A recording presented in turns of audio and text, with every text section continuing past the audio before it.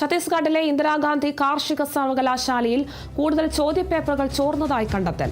BSc agriculture ഒന്നാം വർഷ plan pathology പരീക്ഷയുടെ ചോദ്യപേപ്പറാണ് ചോർന്നത്. Police നടത്തിയ അന്വേഷണത്തിൽ ചോദ്യപേപ്പർ ചോർന്നതായി സ്ഥിരീകരിച്ചു. ഇതോടെ ഓഗസ്റ്റ് 7 നടന്ന പ്ലാൻ പത്തോളജി പരീക്ഷ സർവകലാശാല റദ്ദാക്കി. നേരത്തെ കാർഷിക സർവകലാശാലയുടെ BSc രണ്ടാം വർഷ പരീക്ഷയുടെ ചോദ്യപേപ്പർ ചോർന്നത് വിവാദമായിരുന്നു. സംഭവത്തിൽ കോളേജ് പ്രൊഫസർ ഉൾപ്പെടെ 5 വിദ്യാർത്ഥികളെ പോലീസ് അറസ്റ്റ് ചെയ്തിരുന്നു. ഇതിന് പിന്നാലെ പോലീസ് നടത്തിയ വിശദമായ അന്വേഷണത്തിലാണ് കൂടുതൽ ചോദ്യപേപ്പറുകൾ ചോർന്നതായി കണ്ടെത്തിയത്. ദുർഗിലെ ഭാരതി അഗ്രികൾച്ചർ കോളേജിലെ പ്രൊഫസറായ യോഗേഷ് സോങ്കസരിയെയാണ് ചോദ്യപേപ്പർ ചോർച്ചയിൽ അറസ്റ്റിലായ അധ്യാപകൻ.